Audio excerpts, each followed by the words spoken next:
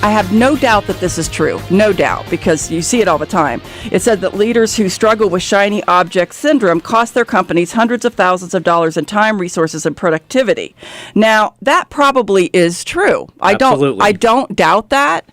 But what really bothered me... My statement is, so what? Yeah. Well, but that's the story of my life, right? But here's where I disagree. And it was, well, there were two areas I disagreed. One was when those ideas are delegated to employees, it can lower morale and lead to procrastination because employees don't really know what to do with them. Well, then shame on the leader for delegating it to the wrong employee, right? One of the things that I say in my book, Me, Myself, and Inc., when I'm talking about Daredevil versus Maverick, the Daredevil is that Tasmanian devil with idea after idea after idea. Now, they're really exciting and wonderful to work with, but they're exasperating and exhausting at the same time. So with regard to the Maverick... Hey, that sounds like the station owner. I didn't say that, Mark. That's right.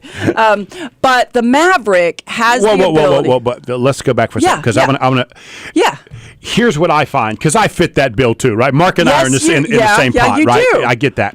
What I have learned, if I give that idea or that challenge to an employee, what happens is they spend so much time and energy focusing on that they are very disappointed when it comes back to me and I realize, you know what, that misses because of A, B, and C. Right. So I do get what this article is saying. It is demotivating if I inspire somebody to move in that direction and come back with enough information that then we can decide whether we want to do it or not, right? Well, but then I think you have to set it up that way. Not that I'm trying to advise you here. No. That's probably exactly what's it. You can advise me anytime you want, darling. Okay. But I'm gonna, right? Right. But, the whole issue is you set it up. This may work, this may not work. But, I want you to take it and run with it.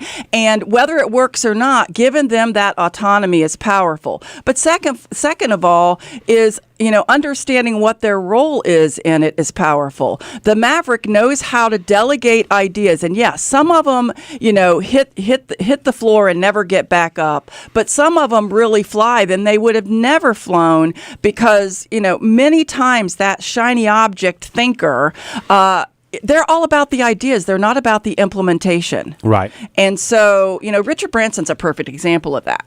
I mean, he's, what I call a Midas entrepreneur, and he knows how to get all of his ideas off the ground because he delegates, and he's very clear about the delegation and what the expectation is. So that, and the other thing that this article said was to enlist a dream killer. And have them. Now, I'm all about, you don't want a bunch of yes people. I need to listen. I normally have plenty of those around. Well, first of all, it shouldn't be a dream killer. You should have a group of people that you bounce this idea off of, and you come up with what could be the problems with this, what could be the opportunities with this, what could be the, what are we, what haven't we thought about that we should. But just calling that a dream is my concern about enlist a dream killer is you'll actually enlist a person that really is not the best person to kill that dream. You think, okay, I've just got to find somebody that says no to everything or thinks everything's a bad idea. Well, they're not maybe going to have the thought process to shift it around and turn it upside down and turn it inside out to help you see if it's worth pursuing. So to me, you get a group of people that have diverse mindsets in how they think. That is what it should be. So instead of enlisting a dream killer, it should be enlist a dream team to determine whether it's a dream that can become a reality or if it's just a dream. So that's kind of how I float with this this article. And if I thought this through a little bit in my life, because listen, I live by this, right? I mean, I'm always looking for the new and latest and greatest.